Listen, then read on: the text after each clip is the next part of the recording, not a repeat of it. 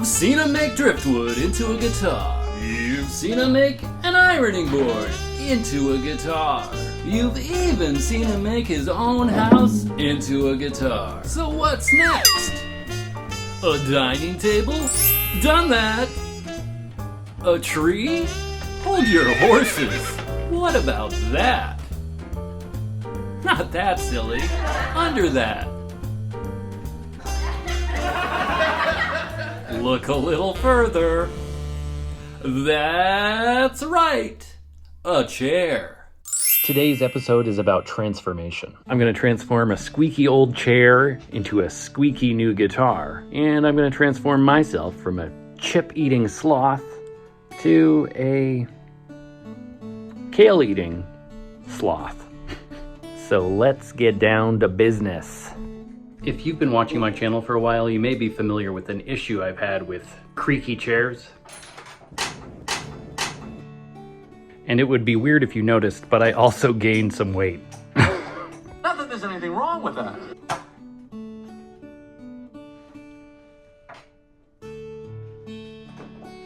Well, today, this chair may have creaked its last creak.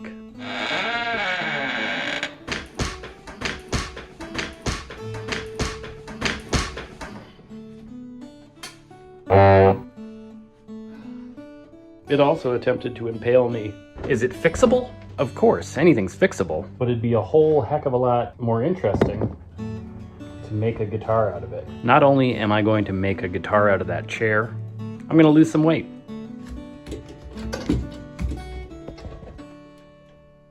Holy crap. Let's see what we're working with. Stuck screw.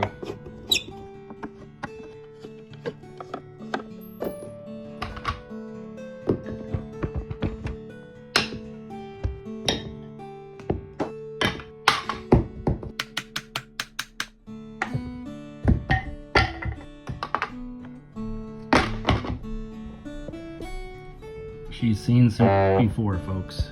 All right, this is what we're going to use to make a guitar. Now let's get started on this body. This body.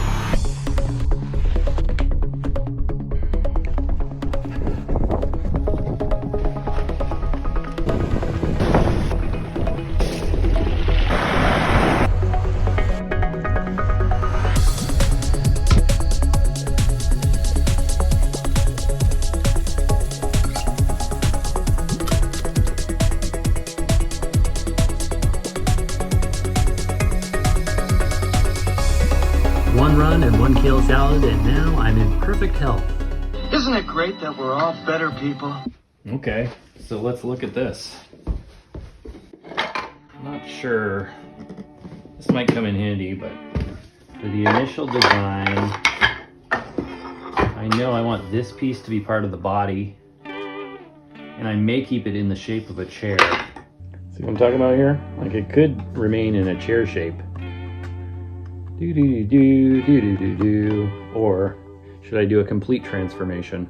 These pieces, despite these holes, could become a neck, and this kind of makes a cool headstock. So yeah, we got some thinking to do. Maybe a neck here. I might use one of these pre-made fretboards I got from another luthier. The neck's not quite long enough. We'll see. I had thought about taking these apart and laminating them together and making it a neck through sort of situation, but this one has been cracked and screwed and glued, and they do have all of these inclusions, we'll call them. So TBD. It also should be noted that there is some flex, of course, to this piece here. It is beautifully quarter sawn, and I love the finish. I'd like to keep as much original finish intact as possible.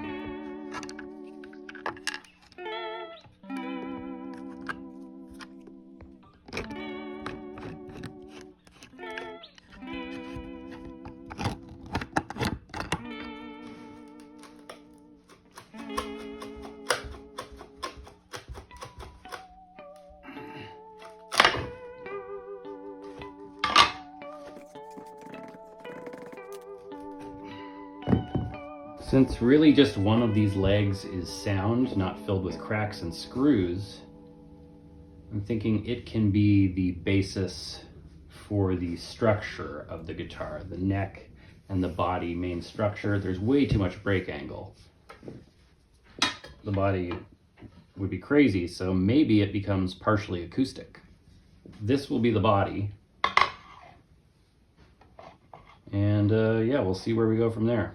And might bring this thing back into play here.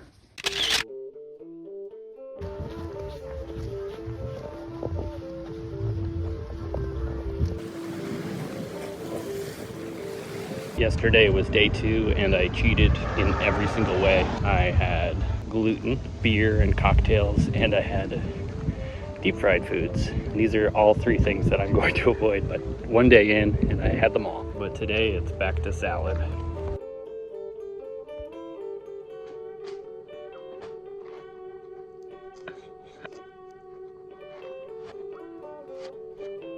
It's proving really difficult to get the angles right on this so that there's not too much break angle over the body and that there will be structural integrity. But the best we can do is start at the beginning. And the beginning is putting a flat edge on the so-called neck, because it is curved to the side. So we need to flatten this plane.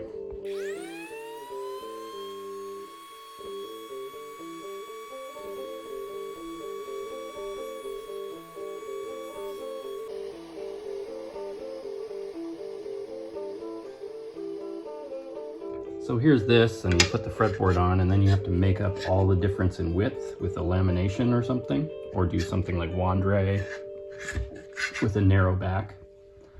But then I was playing around, knocked this over, and I was like, hey, wait a minute. There we get the width. We use this other neck. It does have the compromised screw holes, but I think they might be hidden after the carve. So now I'm gonna plane this one down and maybe stick them together. I appreciate that the repair person like darkened these, but they also filled the screw slots to an extent. Makes it harder to get them out.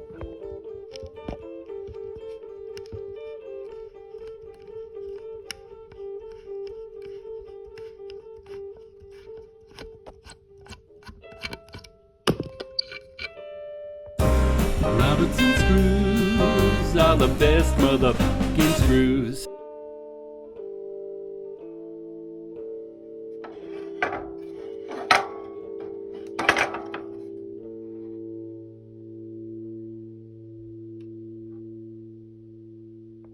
Well, we can't sit here thinking all day. We've got an upload schedule to keep, so glue it together and see what happens. All right, so here's this. And now we gotta work out where we're gonna put this guy.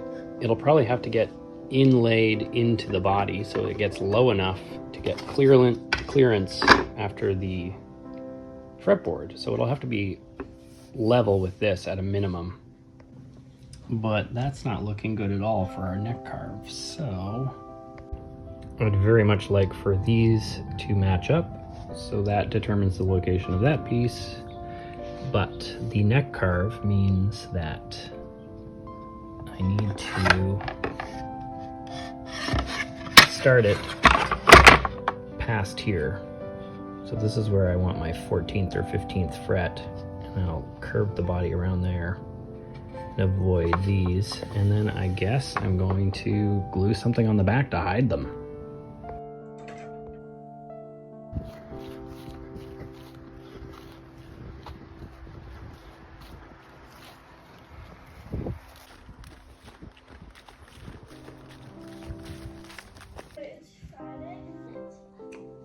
So realistically, my next step is going to be inlaying this into this.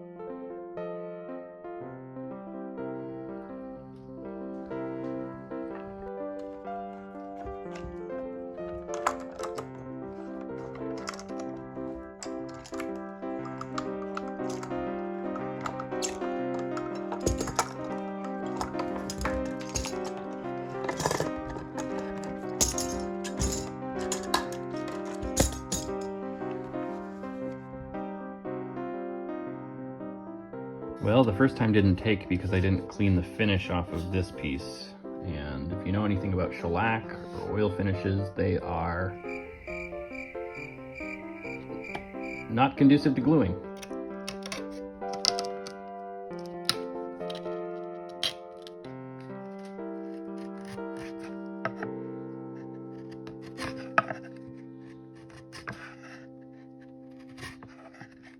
This is in place. Cleaning the glue off, I didn't realize was going to cause me to remove some of the finish. That's too bad. And I've been leveling the neck area here. And need to decide what I'm going to do about the headstock. To my surprise and delight, the holes here actually matched up perfectly to a Clusen, but they weren't done with a template, so the other side is not a match. I feel like there's enough headstock here to get what I need done. But I could also give it a slice and add a headstock. Now I'm actually gonna do some tidying up because I lost one of the plugs that goes in here. And it'd be cool to have it if I need it. I found one on my kitchen floor downstairs, which must have caught a ride on my sock. But that only makes 3, one's still missing. There's still enough wood here for a couple ukuleles. Well, I cleaned and I didn't find it. But on the positive side, I do have a chair downstairs from the same set that is missing 3 plugs.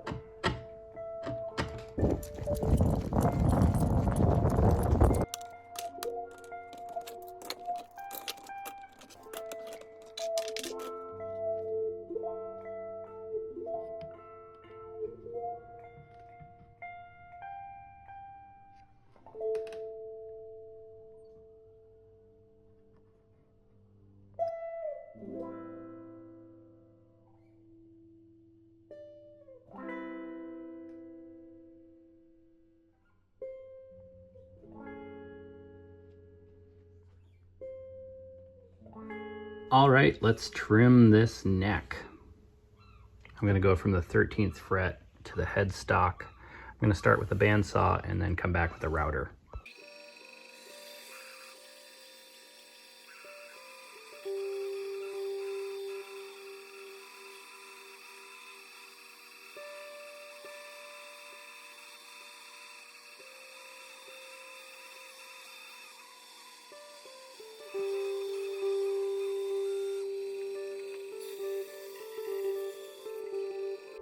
These charming holes are going to have to be plugged because they get in the way of my tuners. I've decided to load the tuners like this, come out through the top, but they will interact with these holes on their way through, and I'm going to have to cut the headstock roughly in half, so let's plug them. To simplify the job, I'm going to expand the holes all the way through to a 1/2 inch. But to make sure it's tight, I'm going to use a 35/64 bit.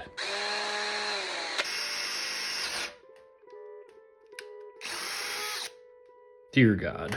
Hashtag grateful this is kind of a trash project.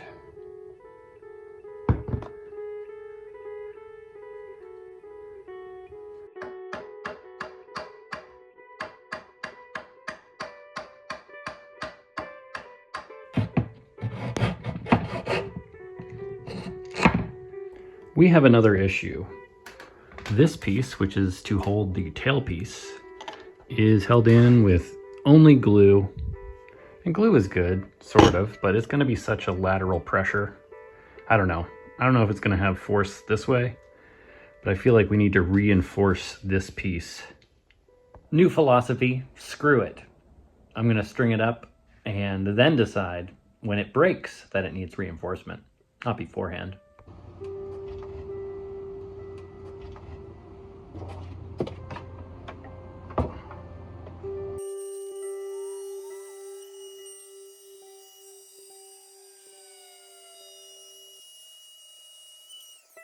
Okay, real talk.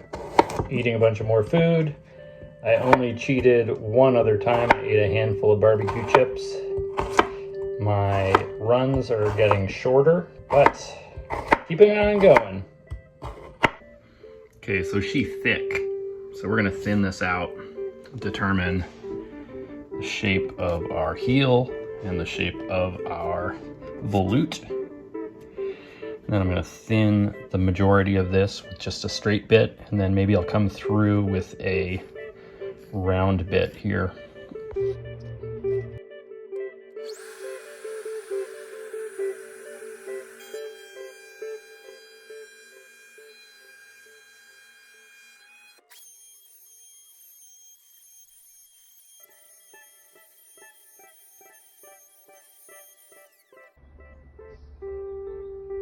I don't have a curvy bit without a bearing on it, so I think I'll go for this 45-degree angle bit. Okay, whatever. I'm mostly going to do that by hand.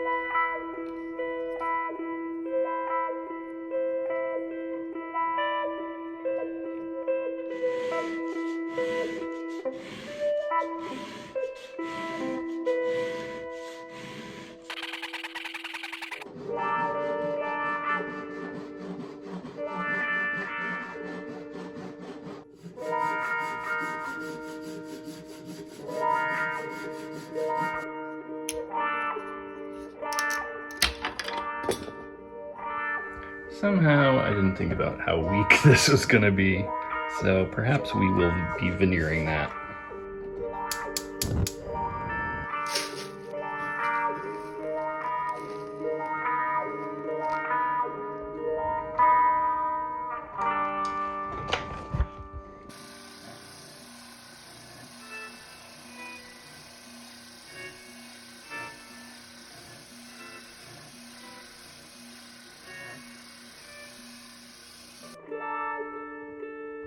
Will a couple of layers of veneer actually help?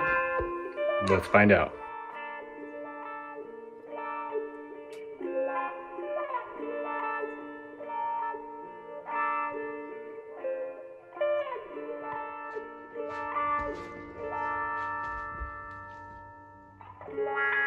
So I'm pretty sure I'm going to use this tailpiece.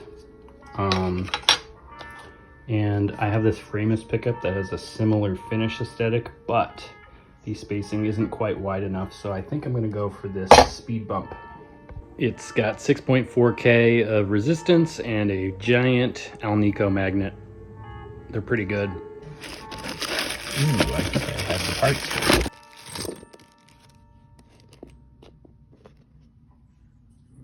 So now we just need to cut a 33 by 75 millimeter hole with round corners.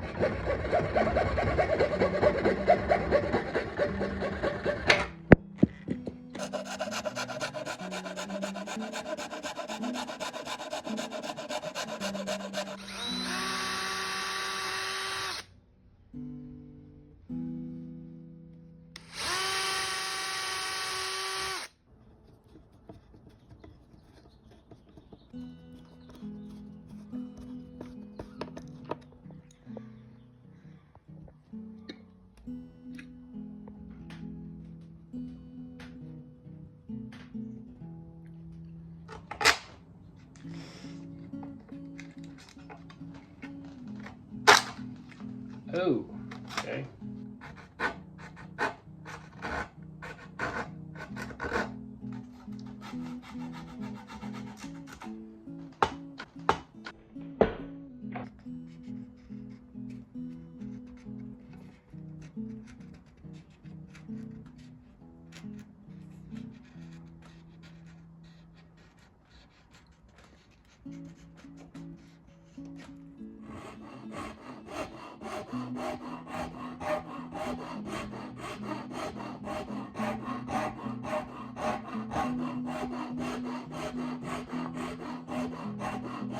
Okay, so I guess I'm gonna put the controls inside this piece. Mock up.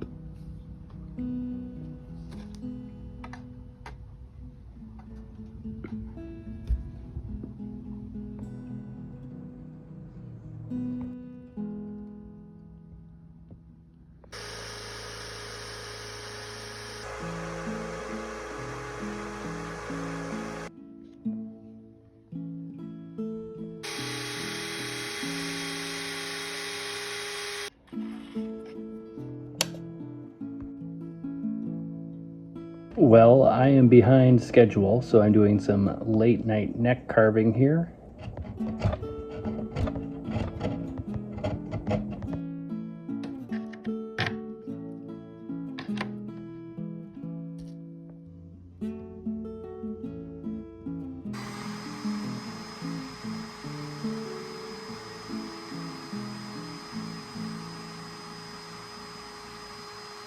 I was drilling these out for ferrules, and then I realized that the steep angle on here wouldn't allow for it to sit flush, so I just went for straight through.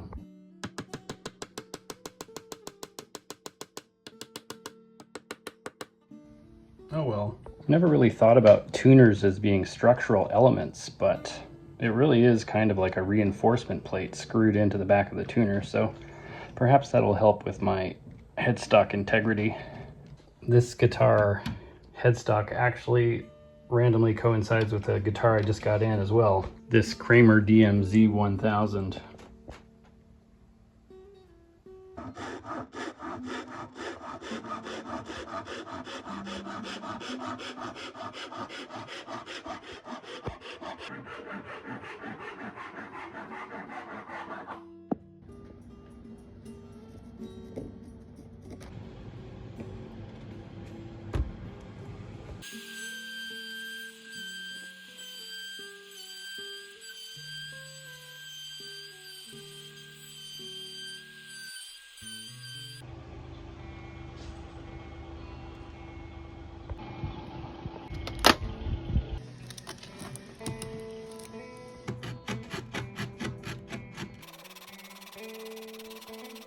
This is taking a long ass time.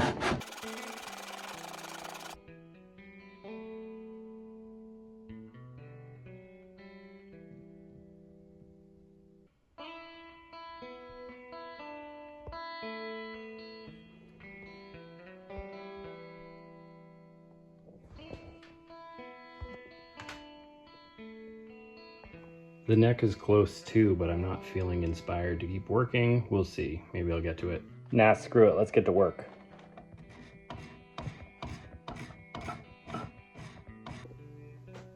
The neck's not done, but let's pop the grain. Just using water. It helps you see the errors a little more clearly, and is a necessary step regardless.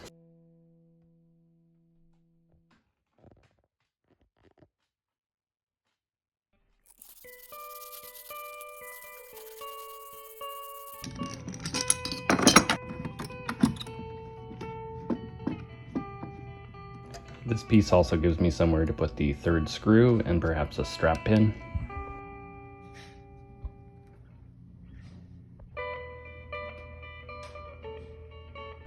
I'm on my second round of grain popping. I'm gonna hit it with some 220, maybe some 400, and then we'll get shellac on there.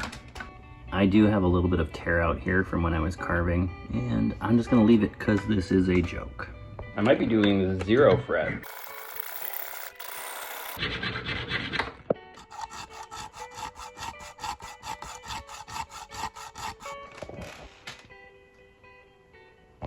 can see I clearly haven't bothered to get this profile equal to this profile. That can always come later.